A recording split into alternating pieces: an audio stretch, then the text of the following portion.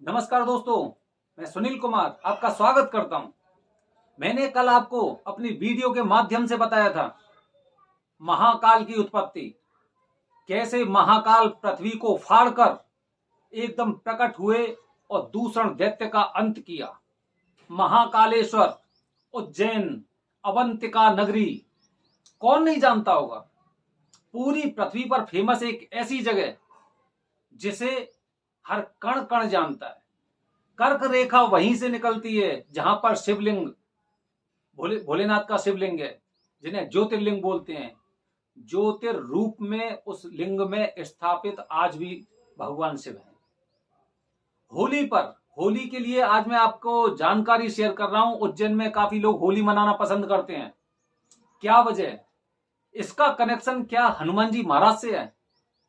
मैं एक कहानी सुनाता हूं आपको, सुनिए। शिवपुराण में लिखी है, काफी ग्रंथों में भी लिखी हुई है कि आखिरकार जो उज्जैन में होली मनाई जाती है उसमें ऐसा क्यों माना जाता है कि हनुमान जी यहां पर भी भ्रमण करते हैं, होली खेलने आते हैं बाबा के साथ। दोस्तों, एक समय की बात है, उज्जैन का राजा चंद्रसेन था। उसके राज्य में एक गोपी था, गोपी का परिवार था। तो मां बेटे दोनों रहते थे। उस बेटे का नाम था श्रीकर। मां बेटे रहते थे। जो छोटा सा बेटा था, छोटे से बेटे में और शुरू से ही भोलेनाथ की पूजा करने की बहुत प्रवृत्ति थी। वो जब भी कहीं पे जाता था तो वहीं पर मिट्टी का शिवलिंग बनाकर उन्हीं की पूजा किया करता रहता था। इतना दीवानापन। भाई, जगह ही ऐसी है, उज्जैन जगह ही ऐसी है। आप जाइए, एक दो दिन वहां पर रुक के आइए, तब आपको उन जो शक्तियां हैं वहां पर उनके बारे में आभास होगा। वो छोटा सा बच्चा, करीब 7-8 साल का बच्चा होगा, और वो जहां पे भी जाता था उसे मिट्टी मिल जाती थी। तो आप सोचिए, मिट्टी से ही शिवलिंग बनाकर और ओम नमः शिवाय, ओम नमः शिवाय ऐसे बोलता था वो। एक बार की बात है, एक बार क्या हुआ कि राजा चंद्रसेन पर क्या हुआ कि जो दुश्मन थे, आसपास के जो राजा थे, आपको पता है पहले रियासतें कितनी थी हिंदुस्तान में। तो जो आसपास के राजा थे उन्होंने सबने एकदम इकट्ठा होकर और राजा चंद्रसेन पर आक्रमण कर दिया था।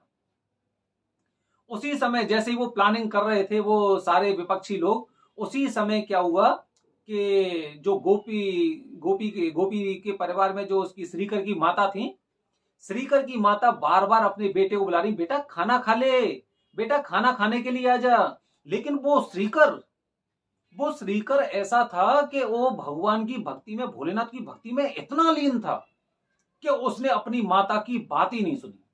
आप सोचिए, वो जगह कैसी है।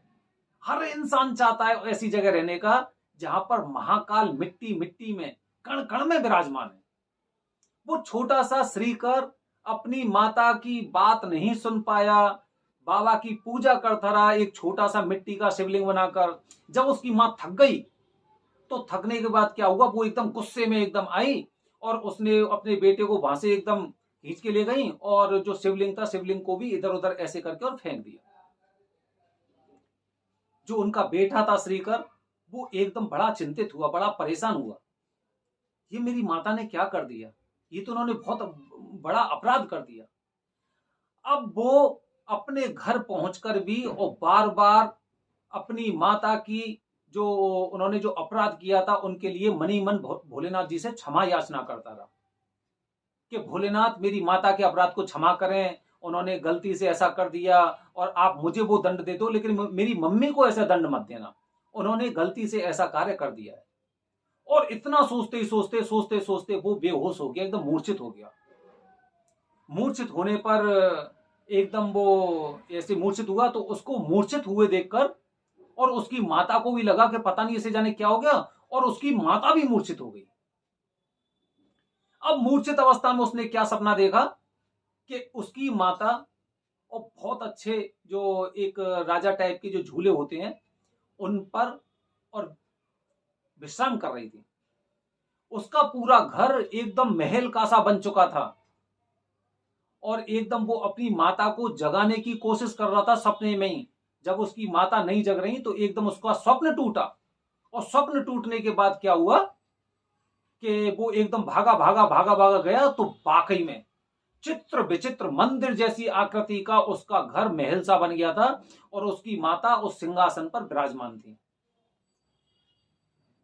अब एकदम जब उसने अपनी माता को जगाया कि माता खड़ी हो जाओ, खड़ी हो जाओ। जब उसकी माता ने भी ऐसा देखा, ऐसा अचंबा देखा, तो वो भी एकदम दांतों तले उंगलियां दबा गई और बार बार इधर उधर ऐसे करके देखने लगी कि मैं कहां गई, कौन मुझे यहां पे ले आया।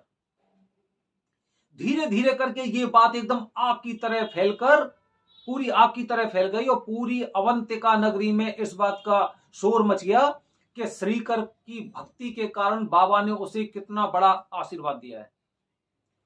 और जैसे ही आसपास के विपक्षियों ने जब ये वारदात सुनी तो उनके दूत वहां पर उस मंदिर को देखने आए, जो मंदिर नुमा उनका आश्रम था, वहां पर देखने आए। और उन्होंने सोचा कि भाई, जिसकी प्रजा में भोलेनाथ के ऐसे ऐसे भक्त हैं, छोटे छोटे से भक्त में इतनी इतनी भक्ति है, उन राजा का हम क्या बिगाड़ सकते हैं।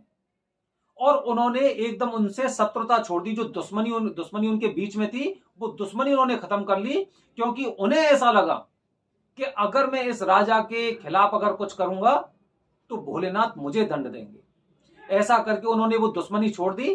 अब क्या होता है, अब जब ऐसे ही राजा को पता चला कि चंद्रसेन राजा को जब पता चला कि श्रीकर के पूजा से ऐसा चमत्कार हुआ है, तो एकदम वहां पे पहुंचे।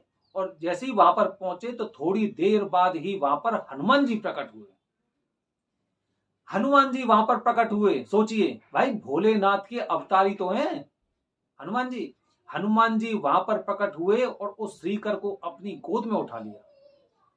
तो श्रीकर ने उनसे कहा, हनुमान जी महाराज से, कि हनुमान जी महाराज, यहां पर बाबा की नगरी, जो महाकाल बाबा की जो नगरी है, इसमें आप भी हमेशा यहां पर विचरण करते रहो, यहीं पर रहो आप।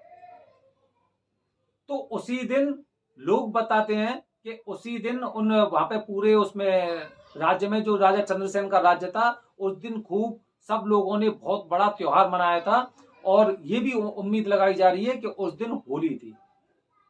इसलिए लोग बताते हैं कि उज्जैन में आज भी होली वाले दिन हनुमान जी महाराज आते हैं, ये लोगों का मानना है।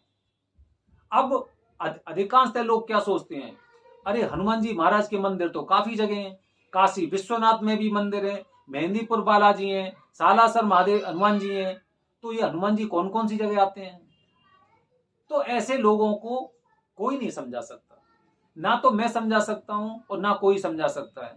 क्योंकि जो भगवान होते हैं, उनका रूप कौन सी समय कहां पर है, इसके बारे में कम से कम हम निम्न बुद्धि वाले लोग तो बिल्कुल नहीं सोच सकते।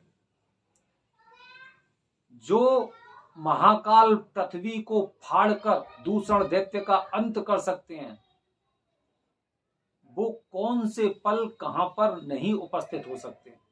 ये एक विश्वास वाली और श्रद्धा वाली बात है कि हमारा मन भक्ति में कितना लीन है। तो दोस्तों, अगर आप मध्य प्रदेश के रहने वाले हैं, या फिर आपका विचार बन रहा है कि अब की मुझे होली महाकालेश्वर मंदिर में ही मनानी है, तो ध्यान रखिए, हो सकता है कि आपकी मुलाकात किसी ना किसी रूप में हनुमान जी महाराज से हो। आते तो हैं, ये तो हमें भी विश्वास है। वैसे भी हनुमान जी को कलयुग का देवता भी बोला जाता है, और जो अमर है तो वो कहीं पे भी हो सकते हैं, और जहां पर बाबा वहां पर तो हनुमान जी होंगे ही। तो दोस्तों, ऐसे ही अगर होली आप उज्जैन में मनाने की सोच रहे हो कि मैं होली उज्जैन में मनाऊं, तो उस दिन आप होली मनाइए और हनुमान जी महाराज का भी आप स्मरण अवश्य करिए। महाकाल बाबा की पूजा के साथ आपको हनुमान जी का नाम भी लेना है, उनकी पूजा भी करनी है, और फिर देखिए चमत्कार। दोस्तों, मेरे द्वारा शेयर की गई जानकारी से अगर आप सहमत हैं या फिर आपको जानकारी अच्छी लगती है, तो इसे ज्यादा से ज्यादा लोगों तक शेयर करें, लाइक करें। दोस्तों, ये जानकारियां वैसे तो हर जगह लोगों को मिल सकती हैं, लेकिन अधिकांशतः इंसान क्या होते हैं कि वो आजकल कुछ चीजों को पढ़ने में ध्यान नहीं देते हैं। इसलिए हमारा एक माध्यम, एक उद्देश्य होता है कि कम से कम जब वो बैठे होते हैं तो पढ़ने की बजाय वो एक वीडियो देख सकते हैं।